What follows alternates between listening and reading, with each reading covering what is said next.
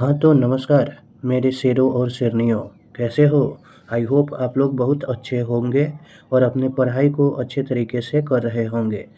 इस video lecture में हम लोग जीव विज्ञान के पहले चैप्टर जैव प्रक्रम के मोस्ट वीवीआई ऑब्जेक्टिव को करेंगे और पिछले 10 साल के ऑब्जेक्टिव क्वेश्चन को भी करेंगे। तो चलिए वीडियो को शुरू करते हैं। वीडियो को शुरू करने से पहले आपसे छोटा सा रिक्वेस्ट है, आप वीडियो को लाइक और शेयर ज़रूर कर दें, साथ ही चैनल को भी सब्सक्राइब कर दें ताकि हर नए वीडियो की नोटिफिकेशन आप तक पहुंच सके। तो हमारा पहला क्वेश्चन है, वैसे पौधे जो पोषण के लिए सड़ी गली चीज पर आश्रित रहते हैं, सड़ी गली चीज पर आश्रित रहते हैं, वे क्या कहलाते हैं? मृतजीवी कहलाते हैं। क्या कहलाते हैं? मृतजीवी कहलाते हैं। अगला क्वेश्चन है, स्वपोषी भोजन के लिए आवश्यक है। तो स्वपोषी भोजन के लिए क्या आवश्यक है? क्लोरोफिल, सूर्य का प्रकाश, जल और कार्बन डाइऑक्साइड, ये सभी स्वपोषी भोजन के लिए आवश्यक है। इनमें कौन प्रकाश संश्लेषी अंग है? तो हरित लवक प्रकाश संश्लेषी अंग है। अगला है, वायुमंडल में CO2 कितना प्रतिशत होता है? तो वायुमंडल में CO2 0.03% होता है। प्रकाश संश्लेषण प्रक्रम में निम्नलिखित में क्या नहीं होता है? तो प्रकाश संश्लेषण प्रक्रम में कार्बन डाइऑक्साइड मुक्त नहीं होता है। अमीबा किसके द्वारा भोजन का अंतर्ग्रहण करता है? तो अमीबा कूटपाद के द्वारा भोजन का अंतर्ग्रहण करता है। इसमें से किस छिद्र द्वारा ग्रसनी ग्रास नली से जुड़ा होता है?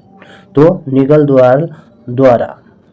उसके बाद है, ग्रहणी भाग है, तो ग्रहणी हमारा छोटी आंत का भाग है। सौर ऊर्जा का परिवर्तन प्रकाश संश्लेषण में किस ऊर्जा में होता है? तो रासायनिक ऊर्जा में होता है। अगला प्रश्न है हमारा, वायुमंडल से पत्तियां CO2 मतलब कार्बन डाइऑक्साइड ग्रहण करती है, तो रंध्र या स्टोमाटा द्वारा। वे सारी क्रियाएं जिसके द्वारा जीवों का अनुरक्षण होता है यानी जीवों का मेंटेन होता है, उसे क्या कहते हैं? जैव प्रक्रम कहते हैं। सूर्य के प्रकाश को अवशोषित करता है, तो सूर्य के प्रकाश को क्लोरोफिल अवशोषित करता है। मनुष्य के आहार नाल की लंबाई कितनी होती है? तो मनुष्य के आहार नाल की लंबाई 8 से 10 मीटर होती है। पीत रस का स्त्राव कहाँ से होता है? तो पीत रस का स्त्राव यकृत द्वारा यानी कि लीवर के द्वारा होता है। गोबर छत्ता है, तो गोबर छत्ता एक मृतजीवी है, इसमें मृतजीवी पोषण पाया जाता है। कवक में पोषण की कौन सी विधि पाई जाती है? तो कवक में पोषण की मृतजीवी पोषण पाई जाती है। दूध से दही बनाने में निम्नलिखित में कौन सी अभिक्रिया होती है? तो किण्वन होती है। क्या होती है? किण्वन। क्लोरोफिल वर्णक का रंग होता है, तो क्लोरोफिल वर्णक का रंग कैसा होता है? हरा होता है। और क्लोरोफिल के कारण ही पत्तियां क्या होती है? हरी दिखाई देती है। दांत का कठोर भाग क्या होता है? तो इनामेल होता है। दांत का कठोर भाग क्या होता है? इनामेल होता है। निम्नलिखित में किससे रंध्र के छिद्र घिरे रहते हैं? तो गाढ़ कोशिकाओं से रंध्र के छिद्र घिरे रहते हैं। निम्न में किस रंग का प्रकाश किरण प्रकाश संश्लेषण के लिए सबसे ज्यादा प्रभावी है? तो लाल रंग का सबसे ज्यादा प्रभावी है। स्टार्च की उपस्थिति की जांच के लिए किस विलयन का उपयोग होता है? तो स्टार्च की उपस्थिति की जांच के लिए आयोडीन का प्रयोग होता है। प्रकाश संश्लेषण की दर निम्न में से किन कारकों पर निर्भर करता है? तो प्रकाश संश्लेषण की दर प्रकाश के गुण और प्रकाश की मात्रा पर निर्भर करता है। रंध्र मुख्यतः पाए जाते हैं, तो रंध्र मुख्यतः पत्तियों पर पाए जाते हैं। कृमि रूप परिकेशिका किसका हिस्सा है? तो कृमि रूप परिशेषिका आहार नाल का हिस्सा है। प्रकाश संश्लेषण की प्रकाश अभिक्रियाएं होती है, तो क्लोरोप्लास्ट के ग्राना में होती है। क्लोरोप्लास्ट के ग्राना में होती है। अब हम क्वेश्चन बैंक को पढ़ने वाले हैं। तो अभी तक जो भी 26 प्रश्न किए वो भी परीक्षा की दृष्टि से बहुत ही महत्वपूर्ण है, तो आप इसे कॉपी में ज़रूर शेयर करें। तो चलिए क्वेश्चन बैंक को शुरू करते हैं और आप चैनल को सब्सक्राइब और शेयर ज़रूर कर दें ताकि हर बच्चे तक यह वीडियो पहुंच सके। तो चलते हैं, शुरू करते हैं। पहला क्वेश्चन है हमारा, दांत की सबसे ऊपरी परत क्या होती है? तो दांत की सबसे ऊपरी परत क्या होती है? इनामेल सबसे ऊपरी परत होती है। मानव आहार नाल का सबसे लंबा भाग क्या है? तो मानव आहार नाल का सबसे लंबा भाग छोटी आंत है। न्यूक्लियस शब्द किसके द्वारा दिया गया? तो न्यूक्लियस शब्द रॉबर्ट ब्राउन के द्वारा दिया गया। पौधे में भोजन किस रूप में जमा रहते हैं? तो पौधे में भोजन स्टार्च के रूप में जमा रहते हैं। ऑप्शन नंबर सी हमारा क्या हो जाएगा? सही हो जाएगा। पौधे और पशुओं की कोशिकाओं का वैज्ञानिक अध्ययन क्या कहलाता है? तो पौधे और पशुओं की कोशिकाओं का वैज्ञानिक अध्ययन कोशिका विज्ञान कहलाता है। क्या कहलाता है? कोशिका विज्ञान। ये सभी बहुत महत्वपूर्ण क्वेश्चन है, ये आपको 2021 में पूछा गया है। अगला प्रश्न है हमारा, पीत रस कहाँ से स्रावित होता है? पीत रस कहाँ से स्रावित होता है? तो पीत रस यकृत से स्रावित होता है। यकृत मतलब लीवर। निम्नलिखित में कौन टिप्सिन एंजाइम का कार्य है? तो टिप्सिन एंजाइम का क्या कार्य है? प्रोटीन का पाचन करना, यानी कि टिप्सिन मुख्य रूप से क्या काम करता है? प्रोटीन को पचाता है। अगला प्रश्न है 8 नंबर, मुख गुहा में आहार का कौन सा भाग पाचन होता है? मुख गुहा में आहार का कौन सा भाग का पाचन होता है? तो कार्बोहाइड्रेट का हमारा पाचन होता है। निम्न में स्वपोषी कौन है? ये बहुत ही हल्का प्रश्न है, इसका आप उत्तर कमेंट बॉक्स में जरूर लिखें। 10 नंबर, स्वपोषी पोषण के लिए आवश्यक है। तो ये देखिए कितना बार परीक्षा में पूछा गया है, मोस्ट वीवीआई। परीक्षा में मोस्ट वीवीआई ये आता ही है। तो स्वपोषी पोषण के लिए क्या आवश्यक है? पर्णहरित, सूर्य प्रकाश, कार्बन डाइऑक्साइड, ये सभी आवश्यक है, जैसा कि अभी तुरंत बताया गया है। तो ऑप्शन नंबर डी हमारा क्या हो जाएगा? सही हो जाएगा। किसकी उपस्थिति के कारण पौधे का रंग हरा होता है? यह भी बहुत हल्का है, इस प्रश्न का भी उत्तर आप लोग कमेंट बॉक्स में लिखिएगा। अब प्रश्न नंबर हमारा 12 है, हाइड्रा में क्या पाया जाता है? तो हाइड्रा में क्या पाया जाता है? स्पर्शक पाया जाता है। हाइड्रा में स्पर्शक पाया जाता है। ग्लूकोज का रासायनिक सूत्र, तो ग्लूकोज का रासायनिक सूत्र क्या होता है? C6H12O6 होता है।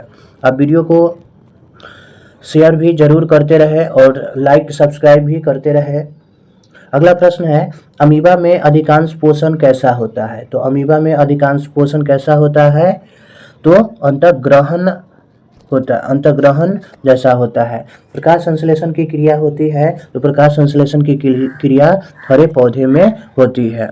अमीबा अपना भोजन कैसे पकड़ता है? तो अमीबा अपना भोजन कूटपाद द्वारा पकड़ता है। अमीबा अपना भोजन कूटपाद द्वारा पकड़ता है। इनमें कौन सा एंजाइम वसा पर क्रिया करता है? कौन सा एंजाइम वसा पर क्रिया करता है? तो आंसर नंबर हमारा हो जाएगा सी, लाइपेज। आयोडीन की कमी से कौन सा रोग हो जाता है? तो आयोडीन की कमी से घेंघा नाम का रोग हो जाता है। कौन सा रोग? घेंघा नाम का। कवक में पोषण की कौन सी विधि पाई जाती है? तो कवक में पोषण की मृतजीवी पोषण पाया जाता है। दांत को साफ करने के लिए दंत मंजन प्रायः होते हैं लवण युक्त होते हैं। क्या होते हैं? लवण युक्त होते हैं। 20 का हमारा क्या हो जाएगा? नहीं, गलत हो गया। 20 का लवण युक्त नहीं, क्षारीय होता है। दांत को साफ करने के लिए दंत मंजन प्रायः क्या होते हैं? क्षारीय होते हैं। निम्नलिखित में कौन एक उभयलिंगी जंतु है? तो निम्नलिखित में कौन उभयलिंगी जंतु है? केचुआ। केचुआ हमारा उभयलिंगी जंतु है। सभी हरे पौधे होते हैं, तो सभी हरे पौधे स्वपोषी होते हैं।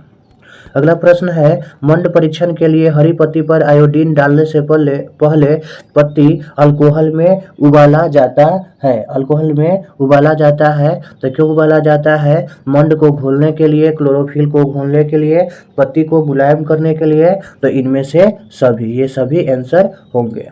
अगला है, स्लाइड को सर्वप्रथम कंपाउंड माइक्रोस्कोप से देखा जाता है। स्लाइड को सर्वप्रथम कंपाउंड माइक्रोस्कोप से देखा जाता है, तो 10x पर।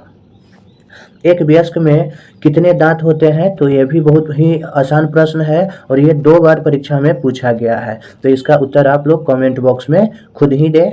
कूटपाद किसमें पाया जाता है? तो अमीबा में कूटपाद पाया जाता है। अमीबा में कूटपाद पाया जाता है। क्लोरोफिल वर्णक का रंग कैसा होता है? तो क्लोरोफिल वर्णक का रंग हरा होता है।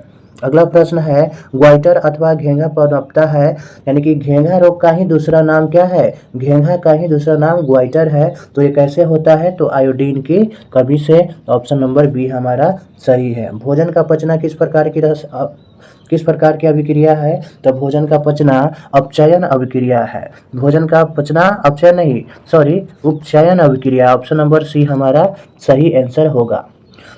अगला प्रश्न है 30 नंबर, प्रकाश संश्लेषण की क्रिया में ऑक्सीजन बाहर निकलता है। प्रकाश संश्लेषण की क्रिया में ऑक्सीजन बाहर कैसे निकलता है? तो जल के द्वारा निकलता है। मैग्नीशियम पाया जाता है, तो मैग्नीशियम कहाँ पाया जाता है? क्लोरोफिल में मैग्नीशियम पाया जाता है। 32 नंबर है हमारा, प्राकृतिक में ऑक्सीजन का संतुलन कैसे बना रहता है? तो प्राकृतिक में ऑक्सीजन का संतुलन प्रकाश संश्लेषण के द्वारा बना हुआ रहता है। अगला है 33 नंबर, जीव की एक महत्वपूर्ण विशेषता क्या है? जीव की एक महत्वपूर्ण विशेषता क्या है? तो वृद्धि वृद्धि जीव की एक महत्वपूर्ण विशेषता है। स्वपोषी पोषण होता है, तो स्वपोषी पोषण किसमें होता है? पौधों में होता है। स्वपोषी पोषण किसमें होता है? पौधों में होता है। ग्रहणी भाग है, तो ग्रहणी किसका भाग है? ग्रहणी हमारा छोटी आंत का भाग है। ग्रहणी किसका भाग है? छोटी आंत का। प्रकाश संश्लेषण होता है, तो प्रकाश संश्लेषण हमारा किसका कब होता है? तो दिन में होता है।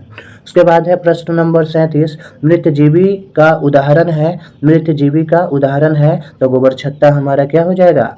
सही आंसर हो जाएगा। Option number b. अगला है, पौधे में प्रकाश संश्लेषण का स्थान है। तो पौधे में प्रकाश संश्लेषण का क्या स्थान है? क्लोरोप्लास्ट। यही प्रकाश संश्लेषण का क्या है? स्थान है। अगला प्रश्न है, परिशेषिका किसका हिस्सा है? परिशेषिका किसका हिस्सा है? तो आहार नाल का।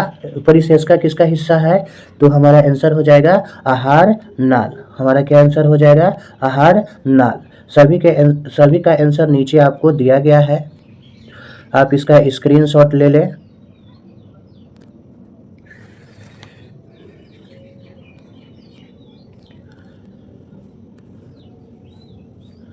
तो आशा करता हूं कि आपको यह वीडियो लेक्चर बहुत अच्छे तरीके से समझ में आया होगा। आप प्रत्येक प्रश्न को अच्छे तरीके से कॉपी में शेयर कर ले और इसे बहुत अच्छे तरीके से याद कर ले। यदि आप इतने प्रश्न को कर लेते हैं तो जीव विज्ञान में एक भी प्रश्न आपका, जीव विज्ञान के पहले चैप्टर से एक भी प्रश्न आपका परीक्षा में नहीं छूटेगा, इस बात की मैं गारंटी देता हूँ। तो इसी के साथ मैं आपसे विदा लेना चाहूँगा। धन्यवाद।